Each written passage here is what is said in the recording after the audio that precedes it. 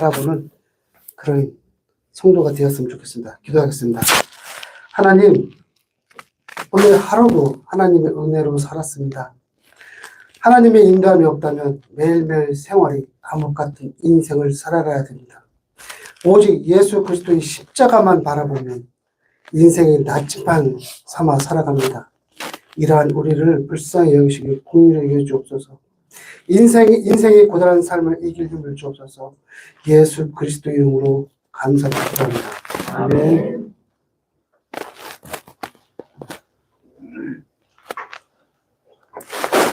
(541장이에요) 잠시. 근데 이 541장이 제가 조금 연습을 하다 보니까 우리 어떤 가락적인 그런 요소가 많이 있더라고요. 그래서 이걸 제가 좀 찾아봤어요. 그랬더니 이 541장은 손영은 목사님의 일대기 사랑의 원자탈의 글씨를 당시 찬송가위원회 가사위원장이신 오병수 목사님께서 운문하신 거예요. 그걸 곡으로 만들었다고 합니다. 한번 들어보십시오.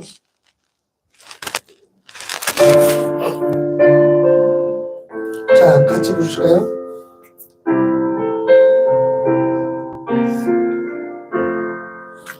꽃이 피는 봄날에만 주의 사랑이 있으니까 열매 맺는 가을에만 주의 은혜 있으니까 땀을 쏟는 여름에도 주의 사랑 여전하며 추운 겨울 주일 때도 주의 위로 변함없네.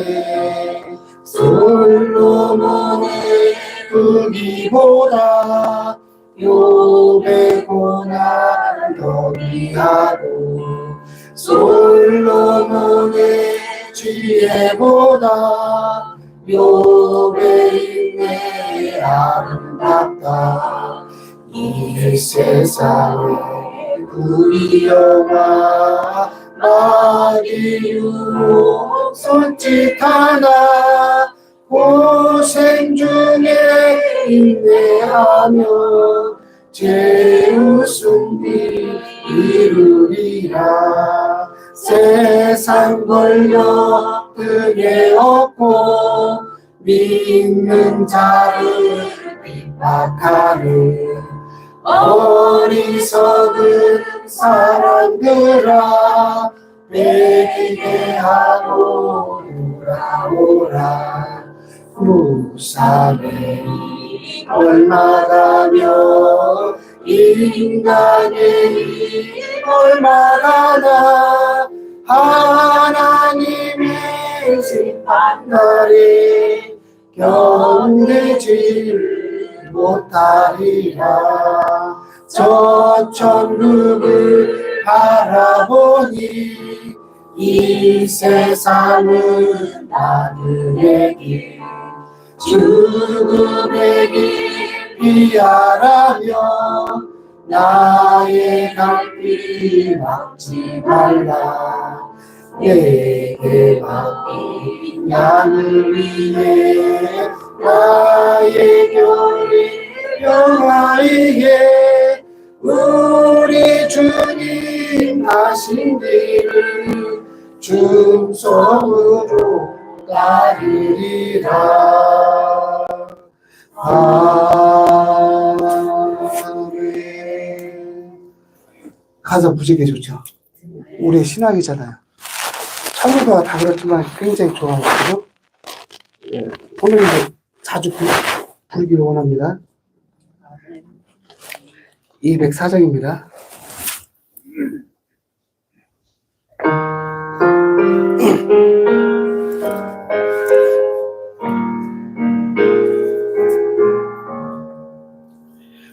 주의 말씀 듣고서 준행하는 자는 반석 위에 떠났고 집을 지은 같다. 비가 오고 물나며 바람 부딪혀도 반석 위에 세운 지 무너지지 않네. 잘 짓고 잘 짓세 우리 집 잘 짓세. 반석 위에 더하 우리 집 잘 짓세. 주의 말씀 듣고도 행치 않는 자는 모래 위에 도닦고 집을 지은 같아. 비가 오고 물나며 바람 부딪힐 때 모래 위에 세운 집 크게 무너지네. 잘 짓고 잘 짓세 우리 집 잘 짓세. 만세 반석 위에 더하 우리 집 잘 짓세. 아멘. 세상 모든 사람들 집을 짓는 자니 반석 위가 아니면 모래 위에 짓네. 우리 구주 오셔서 지은 삶을 줄게. 세운 공로 따라서 영영상벌 주리. 잘 짓고 잘 짓세 우리 집 잘 짓세. 만세 반석 위에 더하 우리 집 잘 짓세. 아멘. 390장입니다.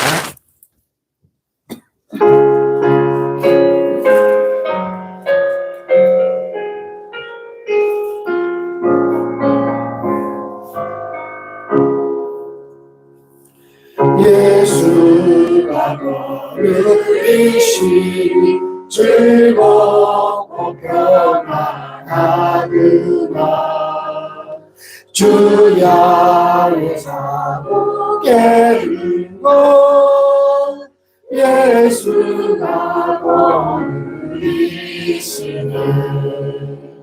주 날 항상 돌보시고 날 지키고 누리시네.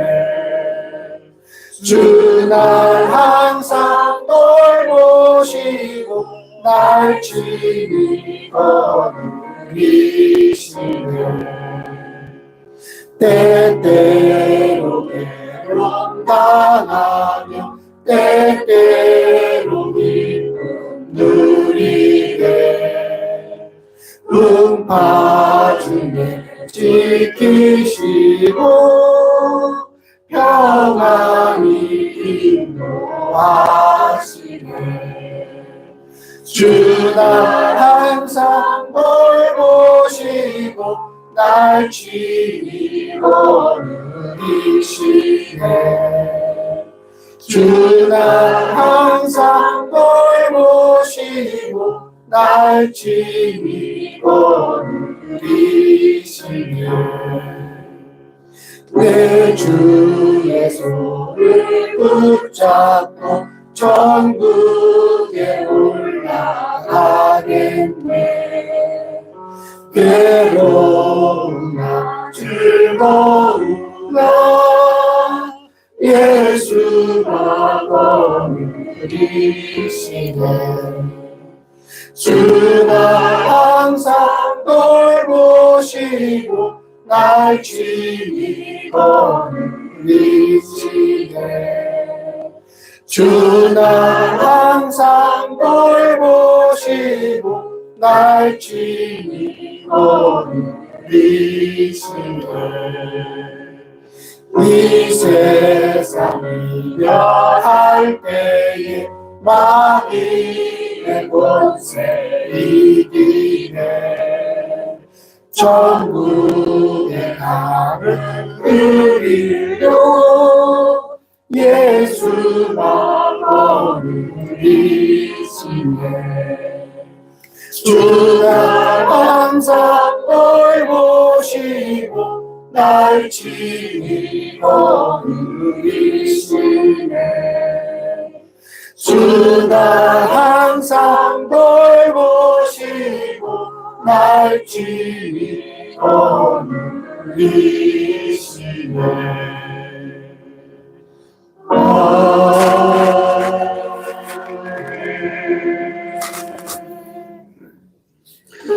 세상이 지금 너무나 혼탁합니다. 세상은 전쟁 속에 있고 대한민국은 정치로 혼탁합니다.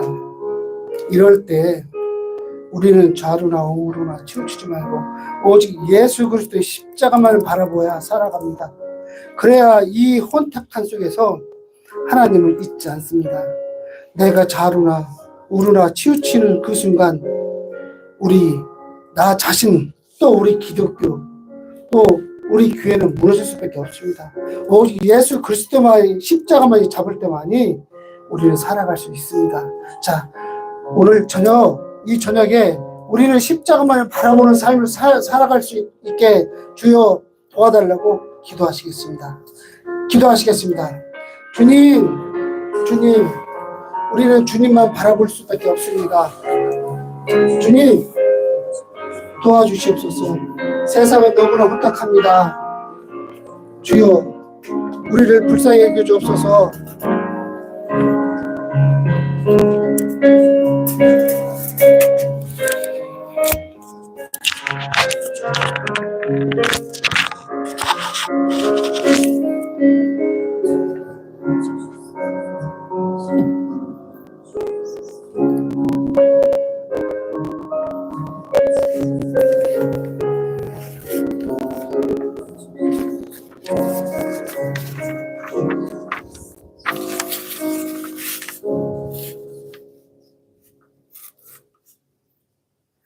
만물을 지으시고 다스리시는 하나님 아버지, 그 섭리하심에 따라 북풍 한설도 머지않아 남풍에 밀려날 겨울의 끝자락에 서 있습니다.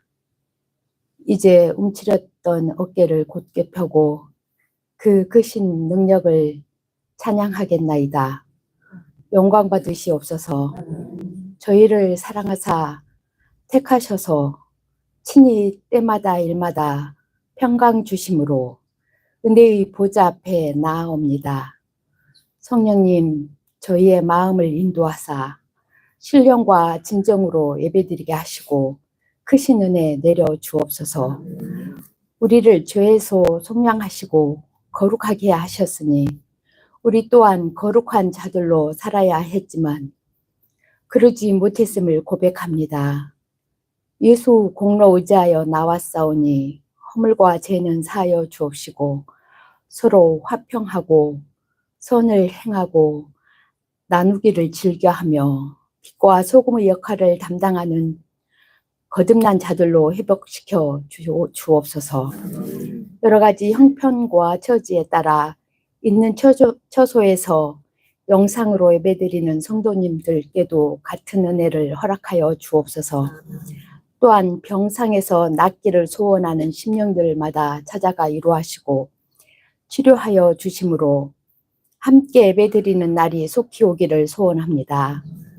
그간 코로나 바이러스로 많은 사람들이 희생되고 힘들어했는데 이번 겨울에는 독감 바이러스 유행으로 많은 사람들이 또 고통받고 있습니다. 바이러스는 점점 독성이 강해지고 우리는 주님의 도움 없이는 살아갈 수가 없음을 알게 됩니다. 저희의 연약함을 도우시는 주님을 의지하오니 저희들이 이런 위협으로부터 벗어날 수 있도록 늘 지켜 주옵소서. 긍휼을 베푸시는 하나님 아버지시여, 지구촌 곳곳에서 일어나고 있는 전쟁과 분쟁과 자연재해가 저희를 두렵고 떨리게 합니다. 북한의 핵 위협도 우리를 맘 졸이게 합니다. 국내의 혼란한 정치와 어려운 경제가 마음을 슬프게 하고 인간미라고는 찾아볼 수 없는 비정한 사건, 사고들이 가슴을 아프게 합니다. 예수 그리스도시여, 작은 자를 귀히 여기셨던 그 마음을 모든 사람들에게 주시어 지구촌이 한뜻으로 하나가 되어 이웃을 내 몸과 같이 사랑하며 악에서 떠나 살게 하옵소서. 혜성교회를 여기까지 인도하신 에베네셀 하나님을 찬양합니다. 당회를 비롯한 여러 부서를 세우게 하시니 감사합니다. 우리가 더욱 부르심과 택하심을 굳게 하고 맡은 바 본분을 잘 지켜 행하며 어린 아이에 이르기까지 주님을 영화롭게 하는 교회 되게 하옵소서. 이제 혜성교회는 선교사님을 후원하는 교회가 되었습니다. 크로아티아에서 선교하시는 강정훈, 한진희 선교사님을 위하여 시마다 때마다 기도합니다. 그곳에 하나님의 나라가 확장될 것을 믿습니다. 또 3월 2일에는 조나단 형제가 필리핀으로 선교를 떠납니다. 우리는 복음의 빚진 자로서 관심과 기도로 형제를 후원하기를 원합니다. 건강을 지켜주시고 어떤 위험도 접근하지 못하도록 막아주시옵소서. 그곳에 전도할 문을 열어주시고 하나님은 모든 사람이 구원을 받으며 진리를 아는 데에 이르기를 원하시는 것을 말하게 하옵소서. 혜성교회 구암성전이 세워질 수 있도록 처소를 내어주신 이용모, 김향미 집사님과 그 자녀들을 축복하여 주옵소서. 그 마음에 크신 믿음과 인내와 배려가 있음을 알고 감사합니다. 자녀들이 잘 되는 복을 누리게 하시고 천국의 상급으로 갚아 주시옵소서. 혜성교회가 완전히 정착할 수 있는 처소를 위하여 기도합니다. 하나님께서 계획하시고 지어가실 장소가 속히 정해지도록 도와주옵소서. 전도와 선교와 교육이 맘껏 이루어질 교회를 기다리며 고대합니다. 그때까지 우리 혜성교회 성도님들은 한 분도 실족함이 없이 서로 감사하며 이해하며 돕고 협력하여 기쁨과 사랑만 넘치는 교회 되기를 기도합니다. 단위에 세우실 목사님을 위하여 기도합니다. 날마다 지혜와 능력을 더하여 주시고 말씀의 권세가 있게 하시며 계획한 일들을 이루어가게 하옵소서. 사모님과 자녀들도 건강을 지켜주시고 그 앞날을 형통한 길로 인도하여 주옵소서. 이제 말씀을 듣겠사오니 하나님이 주신 말씀으로 받게 하시고 듣는 귀가 둔하지 않게 하시며 깨달아 알아 행함으로 복 있는 자들로 살아가게 하옵소서. 오고 가는 길이 안전하게 하시고 교회를 이끌어 가시는 장로님들로부터 어린아이에 이르기까지 간구하는 기도를 들으시고 이루어 주옵소서. 이 모든 말씀 예수님의 이름으로 기도드립니다. 아멘.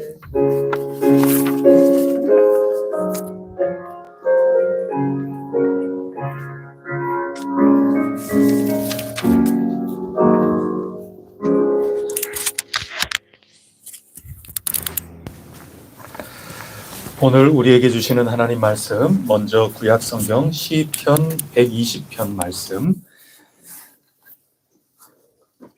시편 120편 말씀, 그리고 이어서 예레미야서 22장 11절로 17절까지 말씀, 그리고 마지막 세 번째로 누가복음 11장 37절로 52절까지 말씀 차례대로 받들어 읽겠습니다.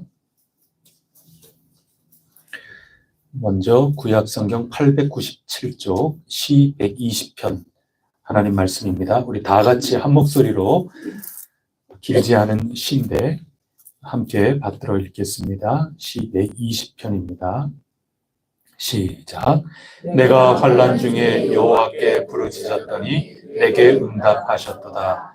여호와여 거짓된 입술과 속이는 혀에서 내 생명을 건져 주소서. 너 속이는 혀여 무엇을 내게 주며 무엇을 내게 더할꼬. 장사의 날카로운 화살과 로뎀나무 숯불 이리로다. 내색에 머물며 계달의 장막 중에 머무는 것이 내게 화로다. 내가 화평을 미워하는 자들과 함께 오래 거주하였도다. 나는 화평을 원할지라도 내가 말할 때에 그들은 싸우려 하는도다. 아멘. 잘 표시를 해 놓으시고 선지서의 예레미야서 22장 11절부터 17절까지 말씀입니다.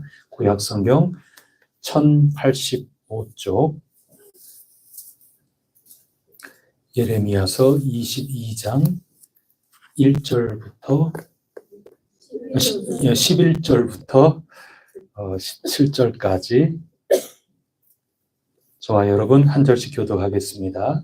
여호와께서 유다 왕 요시야의 아들 곧 그의 아버지 요시야를 이어 왕이 되었다가 이곳에서 나간 살룸에 대하여 이와 같이 말씀하시니라.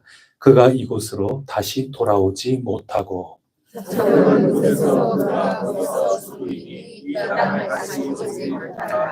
불의로 그 집을 세우며 부정하게 그 다락방을 지으며 자기의 이웃을 고용하고 그의 품삯을 주지 아니하는 자에게 화 있을진저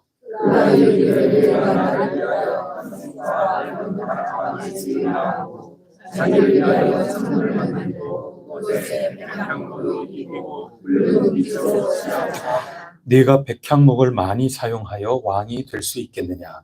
네 아버지가 먹거나 마시지 아니하였으며 정의와 공의를 행하지 아니하였느냐? 그때에 그가 형통하였었느니라.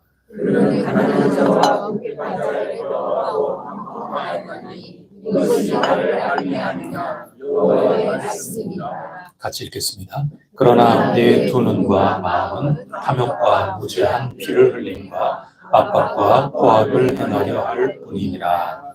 아멘.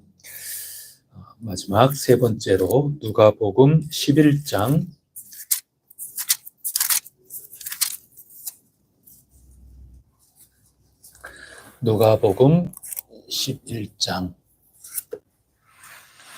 37절로 52절까지 말씀.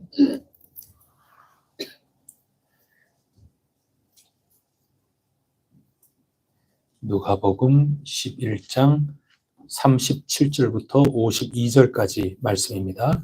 제가 먼저 읽겠습니다. 예수께서 말씀하실 때 한 바리새인이 자기와 함께 점심 잡수시기를 청함으로 들어가 앉으셨더니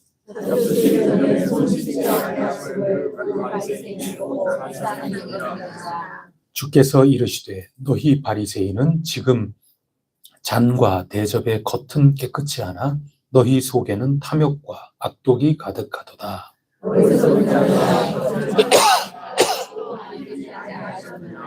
그러나 그 안에 있는 것으로 구제하라. 그리하면 모든 것이 너희에게 깨끗하리라.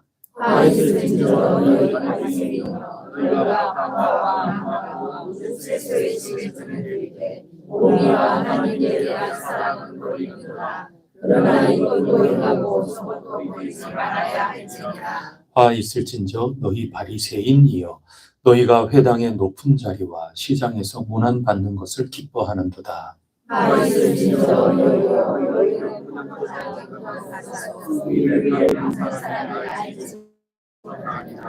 한 율법 교사가 예수께 대답하여 이르되 선생님 이렇게 말씀하시니 우리까지 모욕하심이니이다.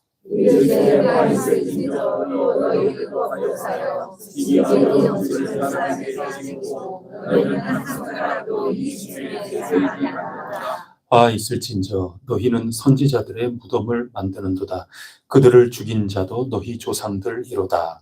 이와 같이 그들을 죽이고 너희는 무덤을 만드니 너희가 너희 조상의 행한 일에 증인이 되어 옳게 여기는도다. 그러므로 하나님의 지혜가 일렀으되 내가 선지자와 사도들을 그들에게 보내리니 그 중에서 더러는 죽이며 또 박해하리라 하였느니라.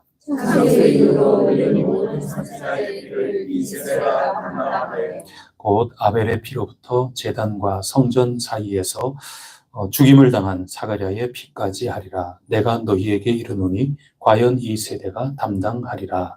하 있을진저 너희 율법교사여 너희가 지식의 열쇠를 가져가서 너희도 들어가지 않고 아멘. 오늘도 하나님께서 우리에게 은혜 주시기를 바랍니다. 오늘 우리가 읽은 이 본문은 제가 매번 이 시간에 말씀드리는 것처럼 우리 교단 총회에서 매일 읽도록 성경을 이렇게 짝꿍을 맺어서 우리에게 읽게끔 내준 과제가 있습니다. 오늘에 해당하는 과제, 이 세 본문의 말씀을 우리가 읽고 오늘 우리에게 어떤 말씀을 주실까 귀를 기울여 보고자 합니다. 이 특징이 있습니다. 이 장단점이 있는데 자칫 우리가 우리의 필요에 따라서 우리가 성경을 찾아 들어가는 그것도 장점이 있거든요. 하나님께서 그 방법을 통해서도 우리에게 말씀해 주시지만 우리에게 과제로 주어진 그 하나님의 말씀을 읽으면서 도대체 이게 우리의 삶하고 이게 무슨 상관이 있을까 말이죠. 내가 위로받고 싶을 때 위로가 되는 성경 구절을 찾아 들어가서 은혜가 될 수도 있거든요. 또 내가 나태할 때 번쩍 정신이 들게끔 하는 그 구절을 내 알고 있는 거 다시 찾아서 내게 은혜로 삼고 그것도 굉장한 은혜가 있거든요. 근데 그것과는 좀 달리 나에게 수동적으로 그냥 떨어지는 말씀이에요. 이 말씀이 도대체 오늘을 살아가는 나에게 어떤 의미가 있을까? 하나님께서 도대체 뭐라고 말씀하실까? 그렇게 찾아가는 그 방법 굉장히 의미가 있습니다. 그래서 몇 주 동안에 우리 교단이 지정해준 그 말씀을 읽으면서 은혜를 우리가 받아 나가고 있는데 오늘 주신 이 말씀을 통해서 우리가 오늘도 은혜를 받고자 합니다. 제가 제목을 두 얼굴의 인생이라고 그랬는데 그 뜻은 다른 거 아닙니다. 오늘 주신 말씀을 서로 포개서 겹쳐서 쭉 읽어볼 때 공통적인 게 뭘까? 이쪽이 이쪽을 날카롭게 하고 또 저쪽이 이쪽을 날카롭게 하면서 하나님께서 오늘 우리에게 주시는 말씀이 뭘까 할 때 우리가 좀 더 정금같이 나가야 되지 않겠습니까? 그리고 우리가 걸어가야 되는 그리스도인다운 그 모습이 희미해지지 않고 갈수록 또렷해져야 되지 않겠습니까? 우리 열심히 더욱더 성심성의껏 일편단심으로 전심전력해야 되지 않겠습니까? 그런데 우리가 살다 보면 때로는 희미해지기도 하고 느슨해지기도 하고 또 사는 게 너무 바쁘고 허걱허걱 힘겹다 보니까 하나님께서 내게 주시는 이 모든 것들이 도리어 희미해지고 마는 그런 경우가 없지 않아 있습니다. 그러한 우리들에게 하나님께서 오늘 주시는 말씀이라 저는 그렇게 굳게 믿습니다. 한번 한 구절 한 구절 읽어나가면서 오늘 여러분에게 주시는 성령님의 음성을 조용히 은은하게 그러나 분명하게 알아듣고 여러분 모두 그리스도인답게 하나님의 자녀답게 살아갈 힘과 소망을 새롭게 하시기를 축복합니다. 먼저 우리 첫 번째 시 120편 말씀 한번 가보겠습니다. 이 시의 제목은 어떻게 되나요?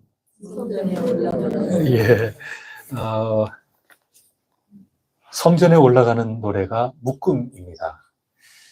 앞으로 계속해서 그런 시편이 이제 나오는데 그 첫 번째 시가 120편입니다. 성전에 예배하러 지금 올라가고 있는 겁니다. 그런데 이 시인이 지금 환난을 겪고 있습니다. 1절에 보면은 그런 말이 나오지 않습니까? 환난.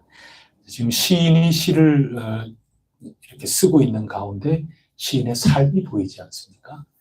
그 시인의 삶을 우리가 헤아려 볼 수 있는 힌트가 되는 그런 낱말이 뭘까? 1절에서는 환난입니다. 이제 환난을 겪고 있구나.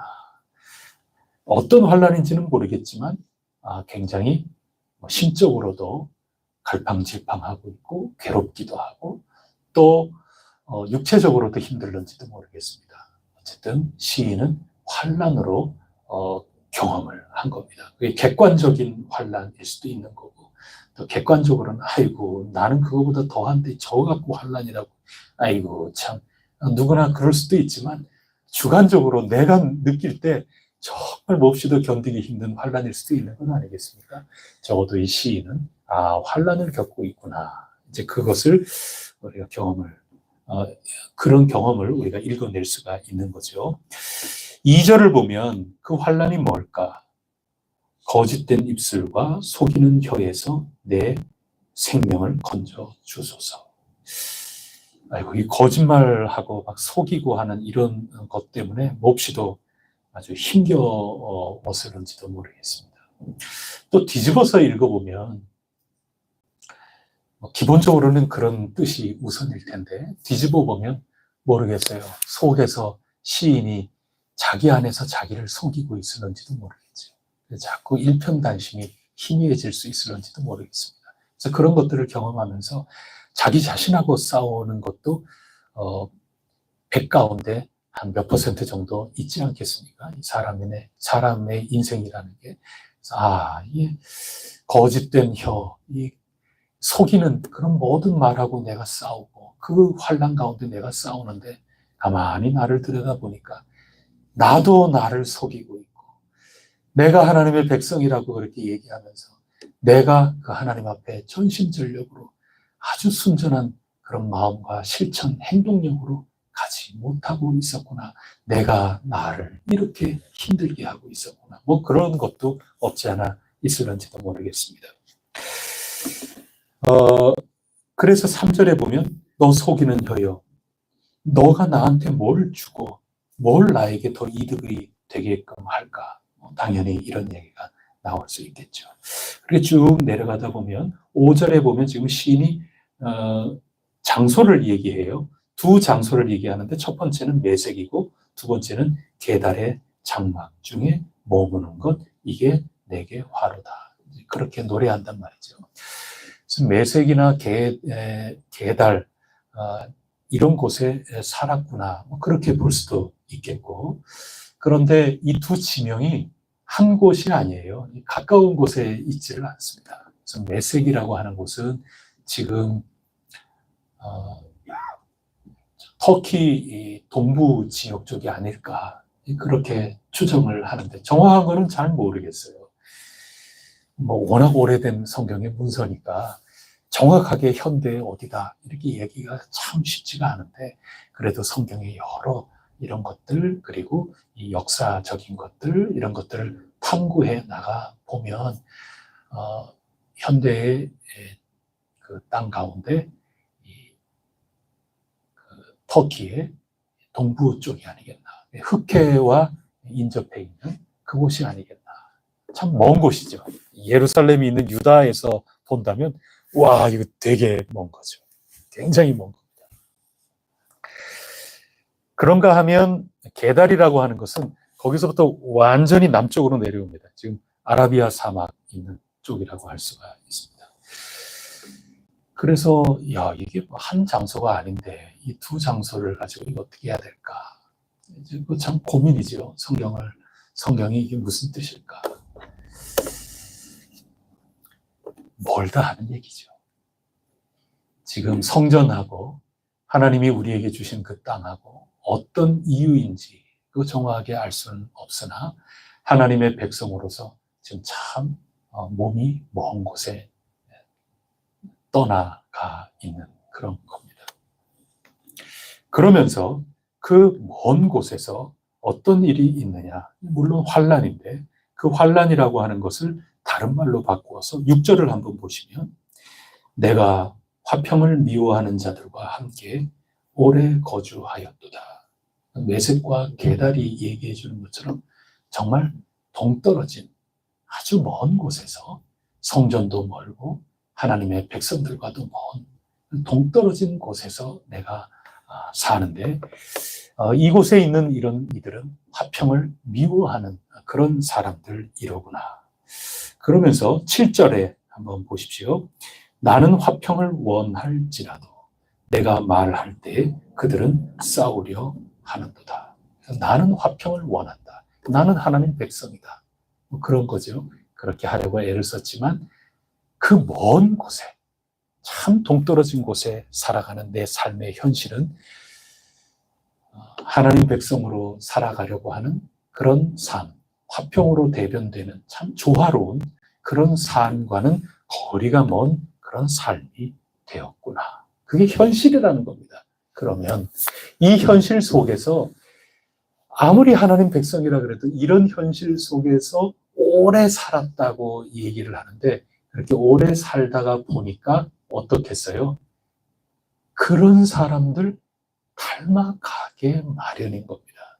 지금 이 시에서는 나는 화평을 원할지라도 저들은 싸우려고 한다. 거기까지 말했지만 거기에 오래 살다 보면 나도 모르는 사이에 나도 말할 때에 그들은 나와 싸우려고 한다. 나는 화평을 원하는 것처럼 말하지만 나도 모르게 말투가 그들을 닮아갔을지도 모르죠. 나도 싸우고 있는지 몰라요. 똑같아요. 그냥 먼 곳에 살다가 똑같아지는 겁니다. 그러나 나는 하나님의 사람으로서 하나님 택하신 백성으로서 화평한 것을 추구해야지 하는 것은 내 속에 살아있는 것만큼은 분명해요.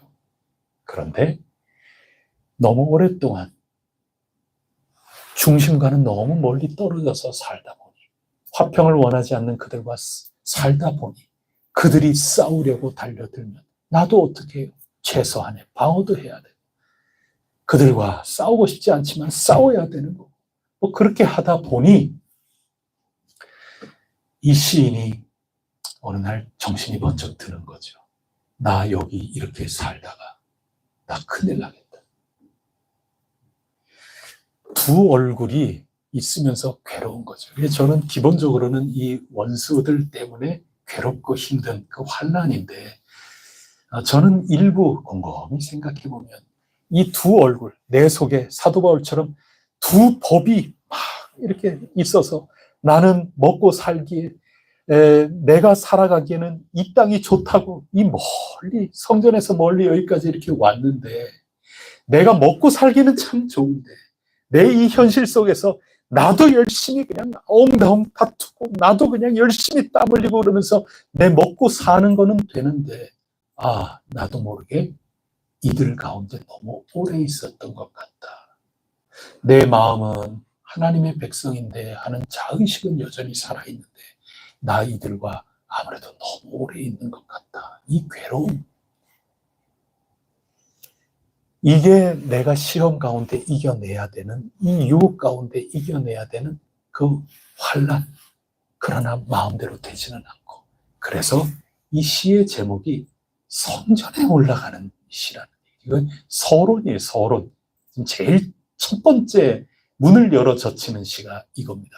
그래서 내 마음에 내가 이게 그냥 세상 사람도 아니고, 그렇다고 하나님 사람도 아니고, 믿음으로 살아야 된다 그러는데 내가 보면 이 세상 속에 살면서 내가 믿는 사람인데 정말 믿음을 가지고 살아가는 것 같기도 하고 그렇지 않기도 하고 이러다 큰일 나겠다. 나 성전에 지금 당장 달려가야지.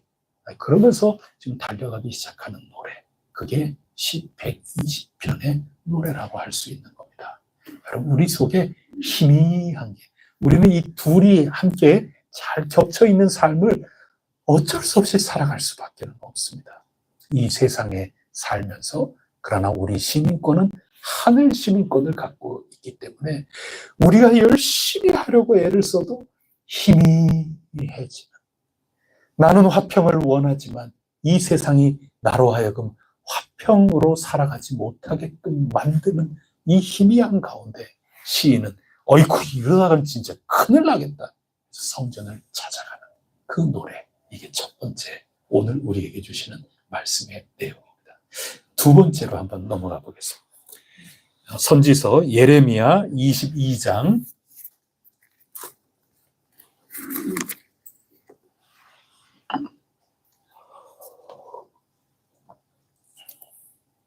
예레미야서 22장 11절, 12절. 먼저 이 두 구절인데요. 오늘 예레미야 선지자가 선포하는 것은 이제 예레미야 선지자가 활동했던 이 시기가 요시야 임금 때부터 아닙니까? 그러면서 마지막 망하는 그 순간까지 예레미야가 선포를 하고 있는 겁니다. 근데 요시야 임금 다음에 3개월짜리 여호아하스라고 하는 요시야의 아들이 왕이 되고, 그 다음에 여호야김이 왕이 되고, 여호야김 뭐 이렇게 쭉 나가면서 이제 망하게 되는 건데, 오늘은 여호아하스 왕과 그리고 여호야김 두 왕에 대해서 예레미야 선지자가 질책을 하고 있는 겁니다. 너희는 망한다. 그래서 먼저 11절, 12절 두 구절을 보시면, 두 구절은 여호아하스에 대한 말입니다. 근데 여호아하스라고 얘기하지 않고 뭐라고 부르고 있습니까? 예, 살룸 이렇게 부르고 있습니다. 예레미야서에서 살룸이라고 부르고 있어요. 그래서 열왕기하에서나 그런 역사서에서는 여호아하스 이렇게 우리가 이미 다 읽었습니다. 열왕기하 23장 31절로 32절에 보면 여호아하스 왕에 대해서 이렇게 기록하고 있습니다. 잘 들어보세요. 여호아하스가 살룸입니다. 여호아하스가 왕이 될 때에 나이가 23세라 예루살렘에서 석 달간 다스리니라. 그의 어머니의 이름은 하무달이라. 림나 예레미야의 딸이더라. 여호아하스가 그의 조상들의 모든 행위대로 여호와 보시기에 악을 행하였더니, 이렇게 이야기를 하고 있습니다. 그런가 하면 여호아하스라는 이 이름이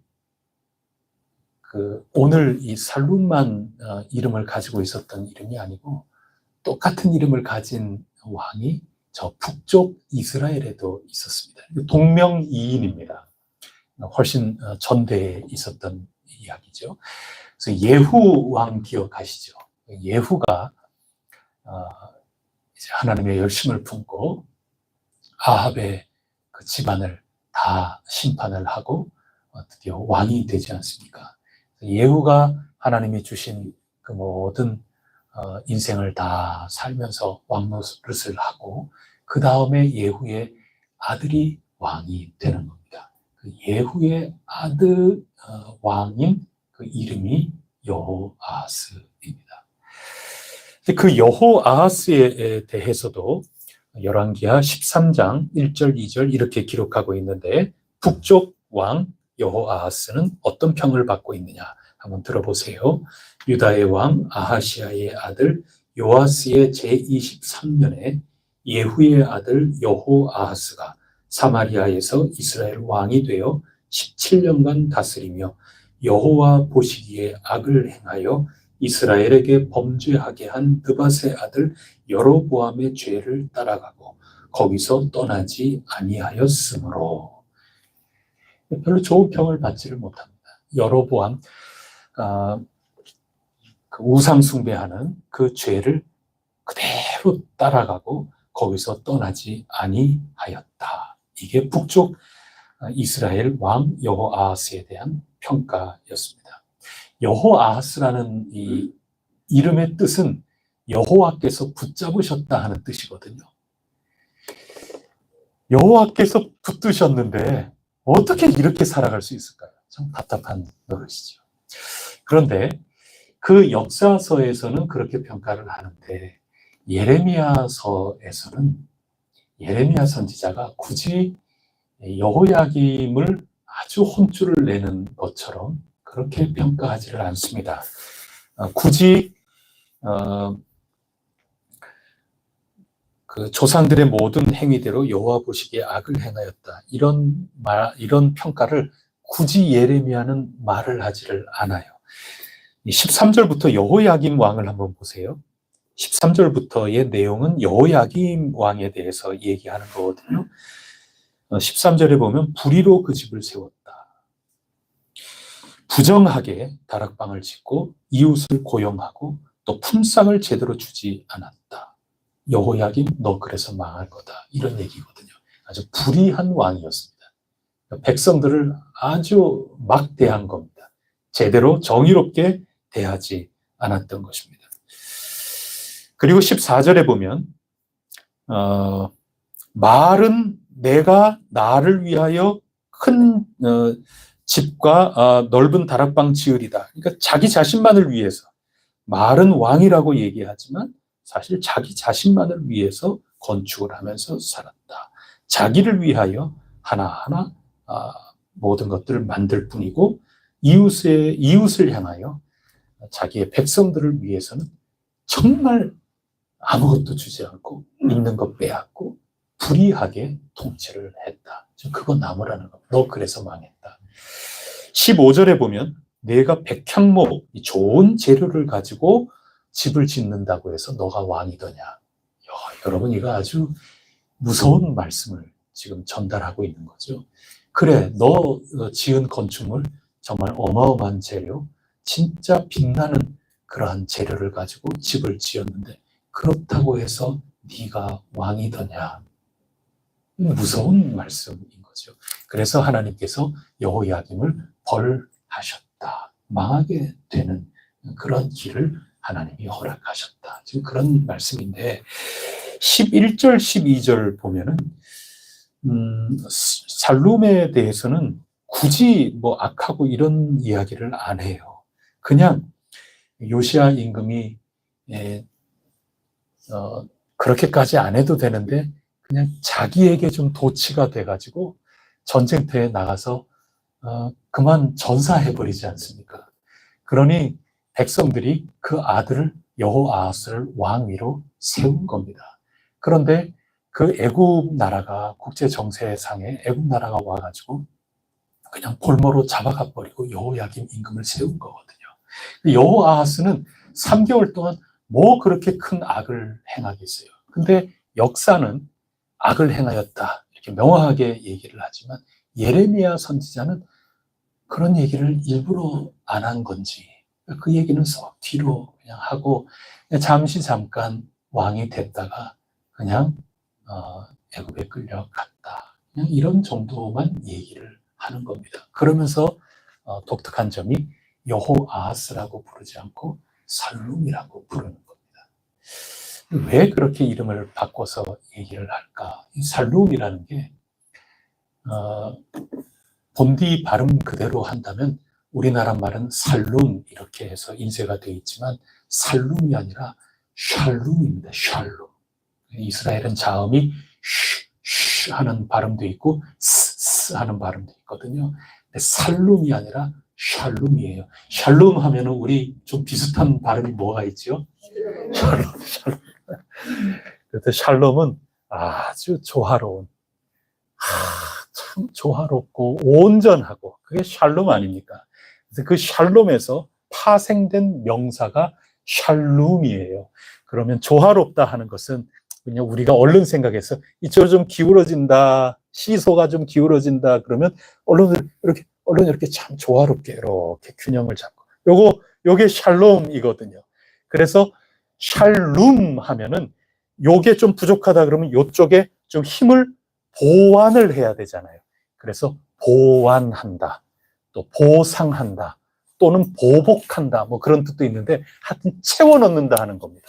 그렇게 채워 넣으면 샬롬이 되는 거죠. 하여튼 그런 겁니다. 뭔가 부족한 게 있다, 조금 미흡한 게 있다 그러면 얼른 방학 동안에 좀 보완을 해야 다음 학기에 내가 제대로 학교 생활을 따라갈 수 있는 것 아니겠습니까? 그래서 방학 때 나는 샬룸을 내 삶 속에 채워야 되는 겁니다. 그러면 샬롬이 되는 거겠죠. 이게 근본이 똑같은 낱말에서 나온 겁니다. 그래서 다른 데에서는 쓰지 않는 이름을 이 여호아하스에게 예레미야가 샬룸이라고 이름을 붙이는 겁니다. 그 이유가 뭘까? 한마디로 뭐 제가 이 시대에 산 것도 아니고 예레미야 선지자에게 직접 여쭤본 것도 아니고 딱 부러지게 뭐 얘기한다는 거 참 쉽지는 않지만 우리에게 주어져 있는 우리의 상황, 또 이 상황 속에 하나님께서 이런 말씀을 통해 우리에게 무엇을 주실까 곰곰이 한번 생각해 볼 수는 있는 거죠. 성령님께 자꾸 여쭤봐야죠. 참 여러 가지 이유가 있었을 것 같아요. 근데 제가 오늘 이 부족한 이 지각, 부족한 이 하나님의 말씀을 듣는 귀, 그런 가운데 새 본문이 있다 할 때는 다른 것과 겹쳐서 도움을 자꾸 받을 수 있는 겁니다. 앞에서 우리 읽었을 때 애매한, 모호한, 너무 거리가 멀다 보니 이게 지금 성전을 중심으로 해서 사는 사람인지 세상에 그냥 사는 건지 너무 멀리 떨어져 있으니까 희미한 가운데 있다가 이래서는 안 되겠다 하고 성전에 지금 가는 거 아닙니까? 이런 말씀에 비추어서 이 말씀을 보면 비슷한 말씀이죠. 예레미야 선지자는 뭔가 좀 다르기를 바라지 않았을까요? 너 이름이 여호와하스 똑같다 하더라도 너 정령 이미 수백 년 전에 있었던 저 북이스라엘의 똑같은 이름 여호아하스의 그 전처를 밟으려고 그러냐? 갑자기 아버지가 사고로 전사해서 죽고 너가 이제 왕이 되었는데 너 정말 내 아버지 요아스가 열심히 개혁하고 율법을 가지고 살려고 이렇게 사회를 개혁하고 신앙 개혁을 하고 부흥운동을 하고 그렇게 하다가 조금 도가 지나쳐서 조금 감정이 너무 이게 치우쳐서 그렇게 하는 게 아닌 건데 그냥 전쟁터에 그냥 좋다고 막 나가가지고 그만 목숨을 잃었는데 너 그런 실수 이 모든 것들을 샬룸해라. 좀 보완해서 온전하게 해라. 굳이 이름을 바꿔 부를 이유가 없는데 왜 이런 이름으로 불렀을까? 예레미야 선지자의 기도의 제목이 있지 않았을까 말이죠. 여호아하스는 그야말로 잠시 잠깐 왕하고 끝난 거거든요. 이 족장의 역사를 이렇게 보면은 이상만큼 재미없는 이야기는 없는 것 같아요. 저는 그렇게 느껴요. 이삭의 아버지 아브라함 얼마나 극적이에요. 그 인생. 본토 친척 아비집을 버리고 떠나고 말이죠. 이거 보통 결단이 아니거든요. 근데 이삭은 얼마나 옹냐옹냐 이렇게 자라났겠어요. 그리고 하나님께 전적으로 의지하면서 살았던 그 아버지 아래에 모태 신앙으로 은혜 가운데 자라나지 않았습니까? 그래서 이 이삭의 이야기는 별다른 이야기가 없어요.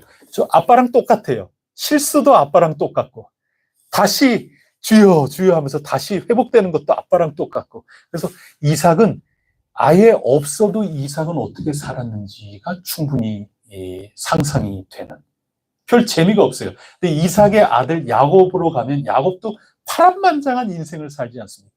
내 인생은 참으로 험악하였다. 근데 이삭은 그렇지 않아요. 이삭은 진짜 훤히 꿰뚫어 볼 수 있는 모범생 이삭은. 그게 아버지 아래에서 진짜 은혜 가운데 살았던 그런 이삭이거든요. 그래서 야곱이나 아브라함이나 그 분량에 비하면 이삭을 기록하는 분량은 상대적으로 굉장히 조금이에요. 조금이어도 돼요. 그거 뭐 재미없는 이야기 그거 길게 해서 뭐예요. 다 모범적으로 잘 살았는데. 그렇잖아요.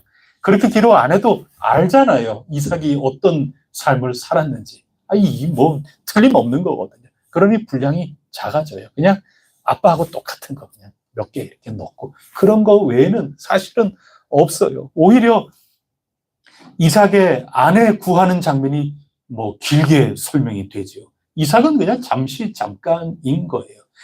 여호아하스 분량적으로 보면 진짜 짧은 거예요. 그리고 예레미야는 뭐 악평조차도 안 해요. 그냥 눈여겨볼 만한 것은 진짜 잠시 잠깐. 근데 샬롬이다. 정말 이 가운데 부족한 것을 보충하고, 그래서 어떻게 해서라도 너 제대로 좀 한번, 그런데 이 시대가 그대로 놔두지를 않은 거죠. 이 예레미야가 볼 때는 굳이 너한테만큼은 내가 악평을 굳이, 이 예레미야가 늘 하나님 말씀을 받아서 예언하고 그랬는데, 이 여호야김은 얼마나 혼쭐을 내요 지금. 네가 왕이냐 말이죠.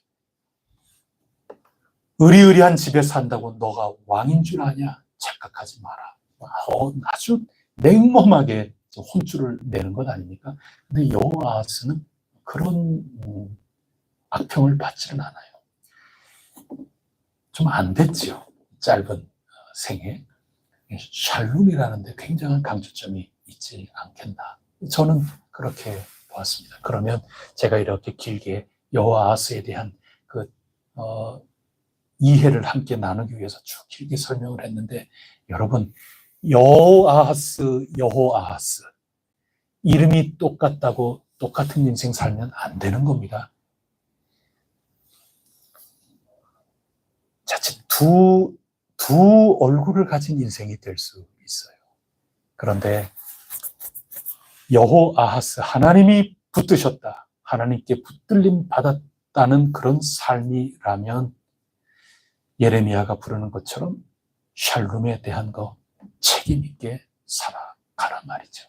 그것을 두 번째 이 하나님의 말씀이 오늘 우리에게 주고 계시는 겁니다. 마지막 세 번째, 누가복음으로 한번 넘어가 보도록 하겠습니다. 누가복음 11장 37절부터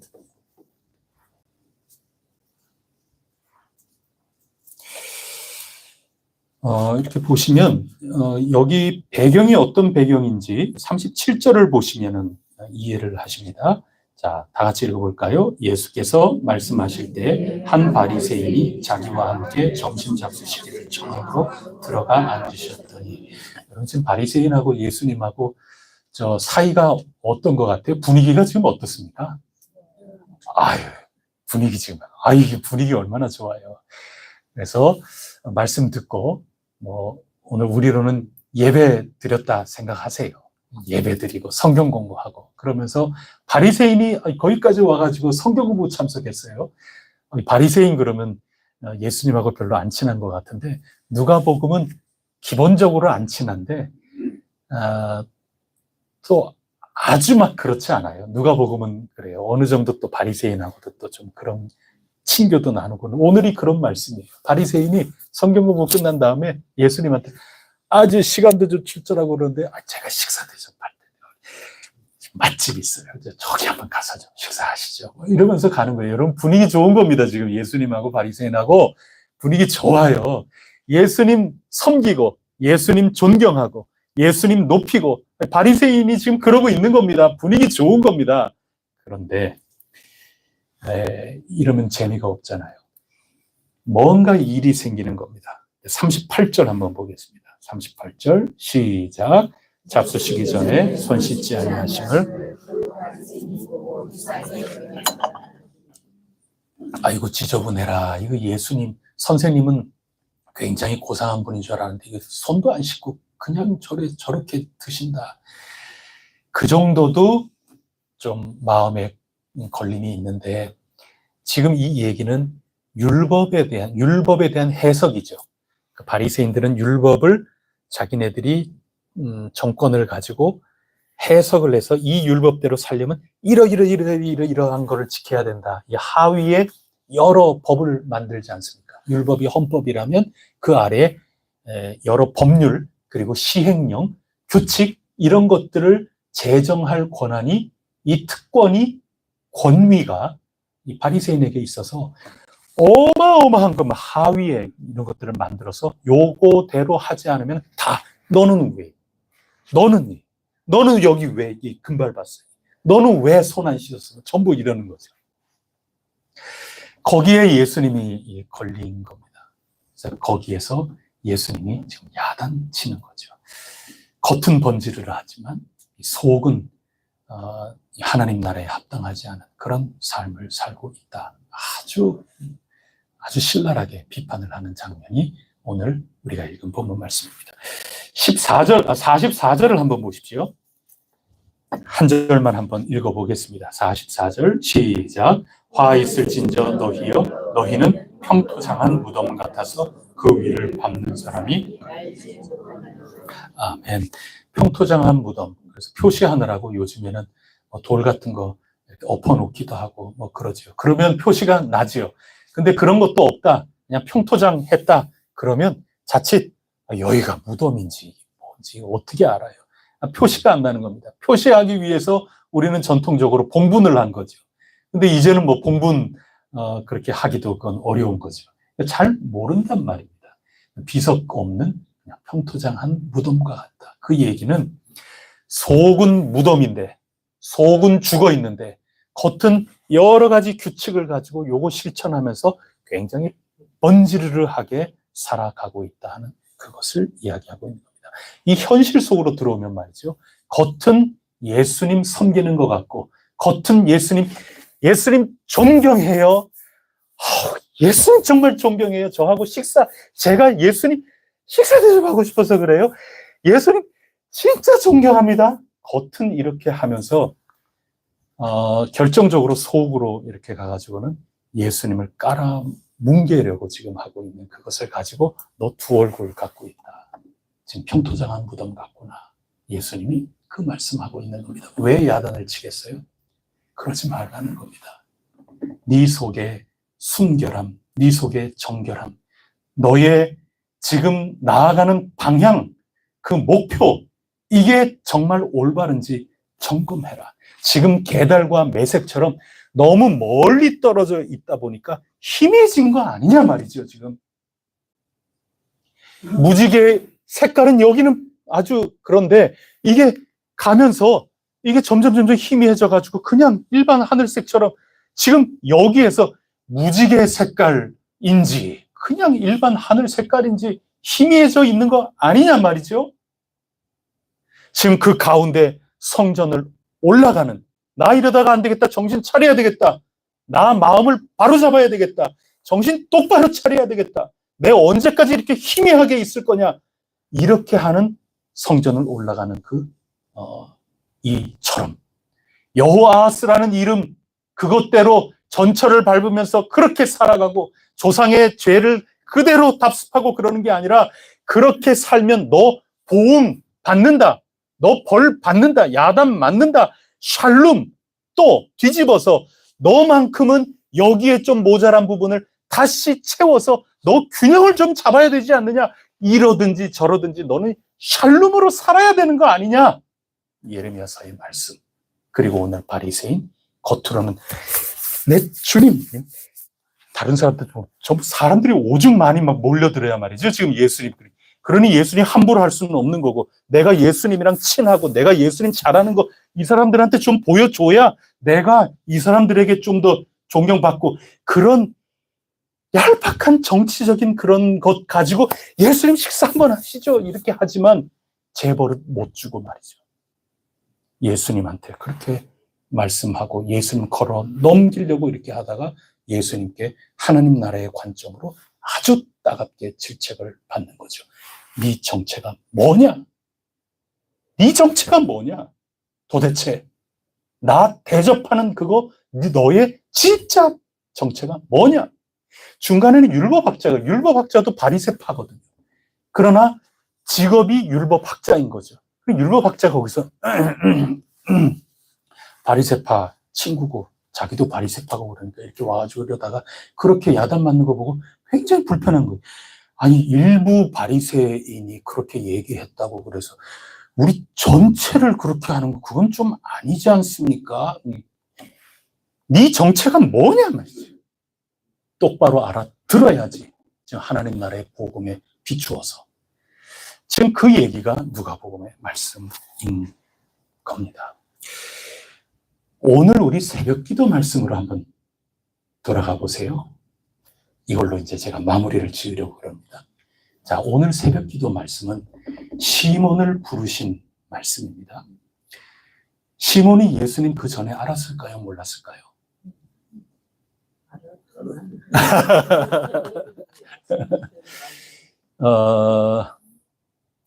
시몬의 장모님이 열병으로 앓았는데 예수님이 고쳐주셨거든요. 그래서 사람들에게 떠밀려서 지금 바닷가에 왔는데 여기서 이렇게 해가지고 이거 제대로 예수님이 온 회중에게 잘 보이지도 않겠고 사람에게 완전히 둘러싸여서 그래서 이거 좀 해변까지 이렇게 왔는데 이거 배 타고 조금 떨어져서 내가 얘기하면 참 좋겠는데 그러니까 어부들이 지금 마지막 마무리하고 있거든요. 근데 그 가운데 딱 보니까 예수님이 병자 고쳐준 그 장모님의 사위가 지금 보이거든요.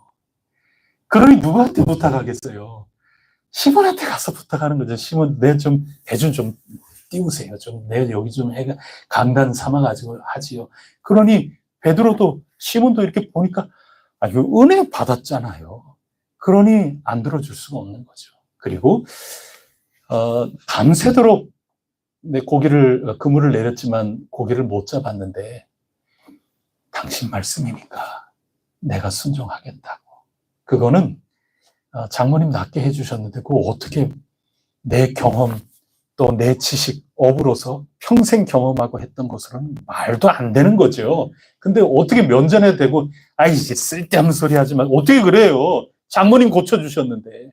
그러니까 생략된 말로 보면 다른 사람 말은 내가 안 들을런지 모르겠지만 밤새도록 했거든요. 그러니까 안 되더라도 선생님 괜히 낯뜨거워하지도 마시고 이거 선생님 잘못 아니에요. 밤새도록 다 해봤어요. 안 돼요.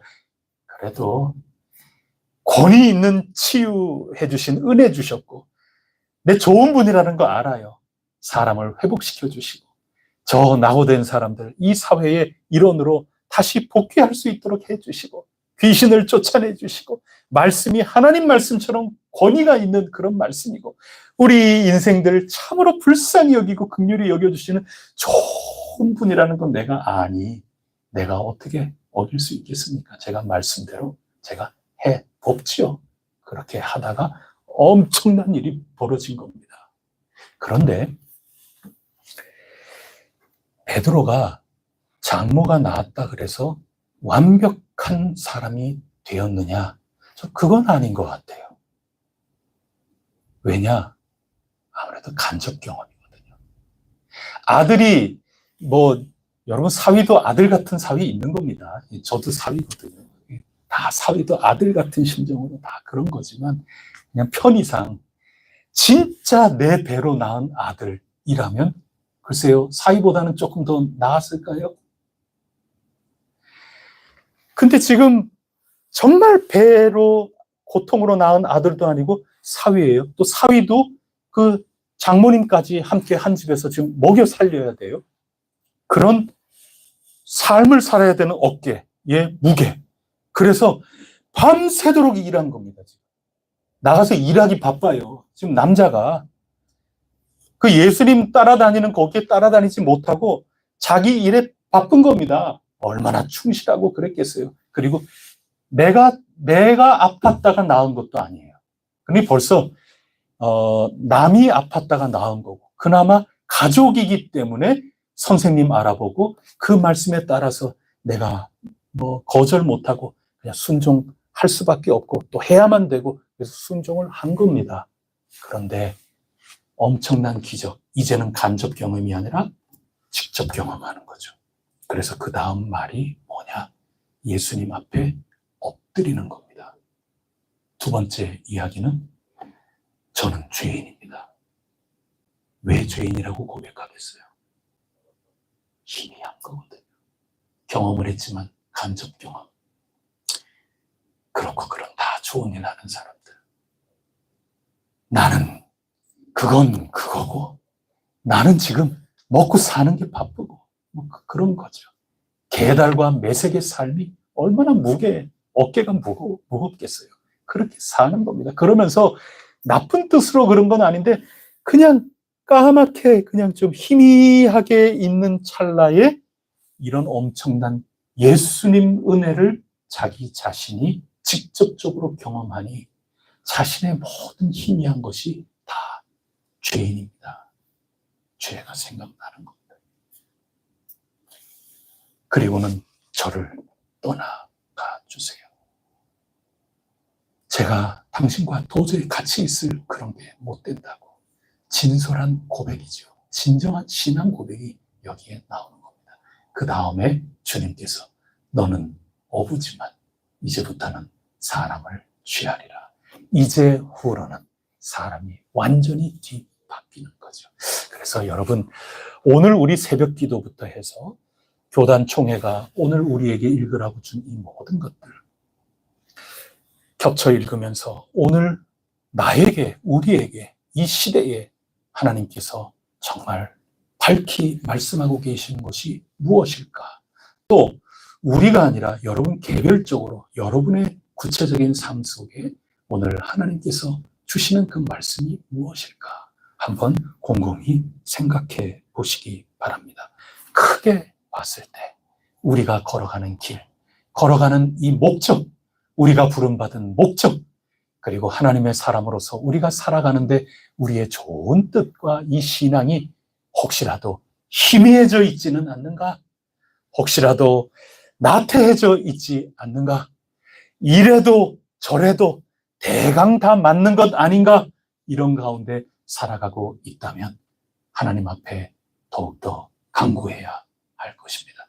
하나님 앞에 더욱더 칼을 갈고 하나님 앞에 일편단심, 성심성의, 전심전력 나의 모든 것들을 다시 한번 새롭게 점검하고 하나님께 기도하면 하늘문이 열리고 성령 충만, 예수님이 본보기가 되어주시는 겁니다. 말씀에 순종하며 말씀을 붙들면 기도가 올바로 나오고 기도하였을 때 하늘문이 열리고 성령 충만함이 이루어지고 너는 내 아들이요 너는 내 사랑하는 자다. 하나님께서 택하신 귀한 그 의미를 밝히 알고 사람을 취하고 하나님 나라의 귀한 일꾼으로 살아갈 수 있단다.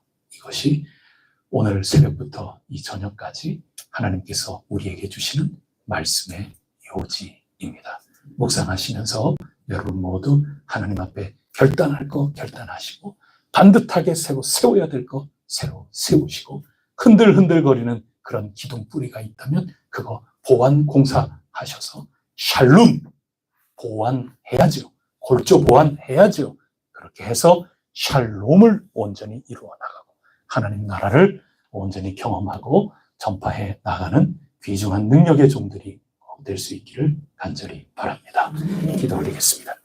하나님 아버지, 오늘 저희들에게 읽으라고 주신 이 과제를 하나하나 읽어 나갈 때 저희들이 성령님께 의지하고 도움을 청하며 이 속에 관통하는 하나님의 음성을 듣고자 애를 썼습니다. 하나님, 저희들은 각자 주어진 삶이 공통적인 삶도 있지만 개별적인 삶도 있나이다. 하나님께서 주신 이 말씀 가지고 각자의 처지에 맞게끔 잘 아로 새길 수 있도록 도와주시고 성령님 능력을 베푸시옵소서. 성령님 담대한 심령을 주시옵소서. 성령님 극히 강하게 하여 주시사 하나님께서 주신 바 사명 새로운 피조물로서 다시 한번 자세를 올바르게 하고 힘차게 걸어 나갈 수 있도록 인도하여 주시옵소서. 이 모든 말씀 우리 구세주 예수 그리스도 이름으로 기도드립니다. 아멘. 찬송가 273장입니다.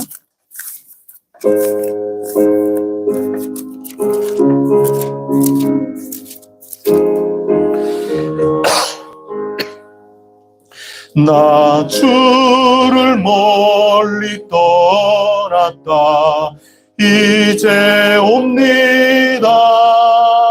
나 죄의 길에 시달려 주여 옵니다. 나 이제 왔으니 내 집을 찾아 주여 나를 받으사 맞아주소서. 그 귀한 세월 보내고 이제 옵니다.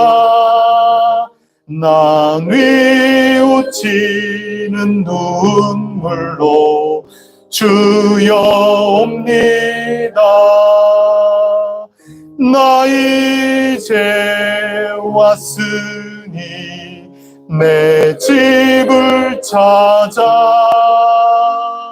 주여 나를 받으사 맞아 주소서. 나 죄에 매여 고달파 이제 옵니다. 주 크신 사랑 받고자 주여 옵니다. 나 이제 왔으니 내 집을 찾아 주여 나를 받으사 맞아 주소서. 이 병든 마음을 고치려 이제 옵니다. 큰 힘과 소망 바라고 주여 옵니다. 나 이제 왔으니 내 집을 찾아 주여 나를 받으사 맞아 주소서. 바랄 것이 무언가 우리 주 예수 날 위해 죽임 당하심 믿고 옵니다. 나 이제 왔으니 내 집을 찾아 주여 나를 받으사 맞아 주소서. 아멘. 우리 이 시간에 함께 기도하겠습니다. 여러분 말씀의 은혜가 있다면 그 말씀 붙들고 여러분 도와달라고 하나님께 간구하십시오. 하나님이 반드시 도와주실 것입니다. 성령님이 지혜를 주시고 성령님이 담대한 마음에 굳은 결심을 주실 것이고 성령님이 여러분의 모든 삶의 실천을 도우실 것입니다. 희미한 대로 내버려 두지 않을 것입니다. 하나님의 말씀을 듣고 깨어서 하나님께 매달리고 성전을 향하여 가야 되는 겁니다. 주님 앞으로 주님 가까이 계신 곳 주님 은혜의 보좌 앞에 자꾸 가까이 나아가야 하는 것입니다. 그러면 우리가 거듭날 수 있습니다. 이제 후로는 너는 사람을 낚는 어부 사람을 취하는 인생 내 너를 택하였나니 내 해성교회를 택하였나니 여러분 그것은 오늘 성령님 앞에 나아가 도움을 청해야 하는 것입니다. 여러분 은혜 받은 거 있다면 여러분에게 부족한 점이 있다면 간절히 간구하시기를 바랍니다. 우리 환우들을 위하여 기도하겠습니다. 하나님 고쳐 주시옵소서. 회복되게 하여 주시옵소서. 세 번째로 이 나라와 또 온 땅 하나님의 나라가 온전히 임할 수 있도록 기도해 주시고 특별히 사법부 이제 마지막 이 법적인 잣대에서는 사법부에 달려있는 것 아니겠습니까? 곡이 지금 넘어가 있는 겁니다.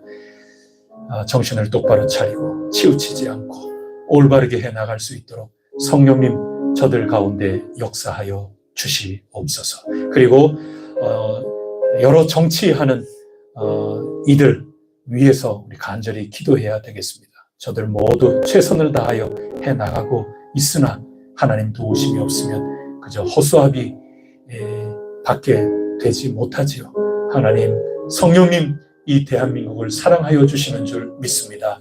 전진해 나갈 수 있도록 부족하나 하나님께서 세우신 귀한 일꾼들 위임받은 귀한 일꾼들 최선을 다하여 걸어나갈 때 하나님께서 친히 이끌어 주시옵소서. 이 땅 가운데 평화를 위하여 간절히 기도하고 온 땅의 평화를 위해서도 기도해 주시기 바랍니다. 마지막 우리 해성교회를 위하여 기도해 주시기 바랍니다. 우리 제2기 시대를 우리 간절히 놓고 기도해야 하겠습니다. 은혜 가운데 1기 구암 성전 시대를 우리가 보내고 있는데 이 속에 더욱 은혜 충만, 열매 충만케 하옵소서. 2기 시대를 우리가 사모하며 주님 약속 이루어달라고 간절히 기도하오니 주님 저희들에게 선물을 허락하여 주시옵소서. 극히 강하고 담대하고 세겜 그 언약을 희미하게가 아니라 또렷하게 여러분 이런 맥락 우리 지금 흘러오고 있는 겁니다. 여호수아서를 통하여 정신 똑바로 차리라고 세겜 언약 나와 내 집은 오직 여호와 하나님 섬기겠노라고 칼날 같은 언약 그것을 정했으면 희미한 것부터 훌훌 털어내고 굳센 믿음으로 하나님 간구하고 찾고 더욱더 은혜 보좌 앞에 나아가 주님 주시는 선물을 맞이하라. 저는 그렇게 듣습니다. 여러분 주신 이 말씀 붙들고 우리 교회를 위하여 간절히 기도해 주시기를 바랍니다. 함께 합심하여 간절히 기도하겠습니다. 하나님 아버지, 오늘 이 시간에 저희 기도하고 있는 이 자리 성령님 찾아와 주시기를 간절히 원합니다. 이제후로는 사람 취하리라. 시몬 베드로 이제는 고기 잡는 어부에서 하나님 나라 하나님의 뜻을 온전히 펼치는 예수 그리스도 뒤쫓는 제자로서의 삶으로 부름받아 명확하게 힘찬 발걸음 내딛게 되는 것을 보게 됩니다. 하나님 아버지, 저희들 빛과 소금으로 이 세상에 그 맛과 빛을 잃어버리지 않도록 도와 주시옵소서. 혹여라도 저희들 살아가는 이 세상이 계달과 매색이 되어서 너무 멀리 떨어져서 나는 화평을 말한다, 입으로는 말을 하지만 똑같은 모습으로 살아가고 있는 것은 아닌지요. 똑같이 말싸움하고 있고 똑같이 다투고 있고 똑같이 싸우고 있는 것은 아닌지요. 하나님, 정신을 똑바로 차리고 성전을 향하여 발걸음을 돌린 시인처럼 오늘 저희들도 주님의 은혜의 보좌 앞으로 나아갈 수 있도록 인도하여 주시옵소서. 날마다 지혜를 밝혀주시기를 원합니다. 흔들어 깨워주시기를 원합니다. 잠들지 않기를 간절히 원합니다. 주님의 은혜가 저희 앞에 와 있으니 주님께서 저희 문 앞에 서서 문을 두드리고 계시오니 문을 활짝 열고 주님을 모셔드리고 주님과 함께 먹고 마시는 하나님 나라에 누리는 것이 저희의 삶이 되게 하여 주시옵소서. 주님께서 이 세상을 이처럼 사랑하시사 하나님의 나라를 가지고 오셨고 저희들을 부르신 줄 믿습니다. 베드로처럼 저희도 부름을 받아 싸우니 저희 해성교회에 복 내려주시사 똑똑히 저희들 일어서서 방향을 흐트러뜨리지 않고 목표를 희미하게 하지 않고 힘찬 발걸음 내디뎌 여호수아의 군대와 같이 승승장구해 나가게 될 줄 믿습니다. 강하고 담대하게 하여 주시옵소서. 두려움이 없게 하여 주시고 의심의 구름이 사라지게 하여 주시옵고 오직 굳센 믿음을 가지고 걸어나갈 수 있는 주님의 사람들이 되게 하여 주시옵소서. 하나님 아버지, 병약한 환우들을 위하여 간구하옵나니 치유하여 주시기를 간절히 원합니다. 병든 신앙 치유하여 주시기를 간절히 원합니다. 속에 참으로 애타고 눈물 나는 연약해진 심령들 주님께서 고쳐주시기를 원합니다. 육신의 질병 고쳐주시옵소서. 치유의 광선을 주님께서 아낌없이 내려쬐어 주시옵고 주님의 치유의 손으로 어루만져 주시사 회복되고 회복되는 역사가 있게 하여 주시옵소서. 낫게 하여 주시옵소서. 없던 힘이 새로 일어서게 하여 주시옵소서. 저희들에게 부족한 것들, 아간의 죄들, 저희들의 나약한 불신의 모습들, 저희들의 절망 어린 모습들, 이 모든 것들을 샬롬 보완하고 채워서 샬롬의 역사가 일어나게 하여 주시기를 원하나이다. 하나님 나라의 열매가 저희 가운데 임하고 그 모든 것들이 전파되는 역사가 해성교회로부터 퍼져 나갈 수 있도록 도와주시옵소서. 하나님 아버지, 대한민국을 사랑하여 주시고 혼란 가운데 있지만 하나님께서 붙들고 계시오니 흔들리지 않을 줄 믿습니다. 어려운 가운데에서 힘껏 살아가고 있는 온 국민들을 어여삐 여겨 주시옵고 위임받은 귀한 정치하는 모든 이들, 이 나라 살림을 이끌어가는 모든 이들 주님이 지혜 주시고 그 마음이 순전해져서 오로지 최선을 다하는 가운데 주님 이끌어 가시고자 하는 그 삶의 발걸음이 저희 대한민국의 앞날이 될 수 있게 하여 주시옵소서. 이 땅의 교회들을 불쌍히 여겨주시기를 간절히 원하나이다. 이럴 때일수록 주님께서 정말 뭘 원하시는가 바라보게 하여 주시고, 이 사회를 향하여 참으로 하나님의 말씀을 태어나는 자로 우뚝 자리 잡아 설 수 있게 하여 주시기를 간절히 원하나이다.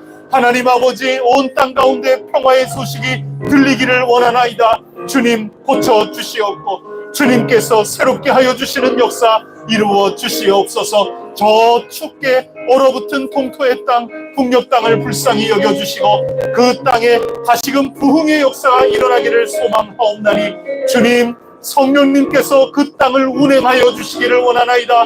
성령님 비둘기처럼 임하여 주시옵소서. 하나님의 영이시여 그 혼돈의 땅, 어두움 땅, 기품이 있는 그 땅 운행하여 주심으로 새롭게 빚어지고 새롭게 창조가 될 수 있도록 역사하여 주시옵소서. 이제 남은 한 주 동안 힘차게 살고자 믿음으로 떠나는 주님의 자녀들, 주님의 백성들 기억하여 주시고, 그 모든 삶 속에 고기를 많이 잡는 기적과 같은 일, 나의 힘으로는, 나의 지혜, 나의 지식, 나의 경험으로는 될 수 없는 일들이 그물이 찢어질 정도로 일어나는 놀라운 역사를 경험케 하여 주시옵소서.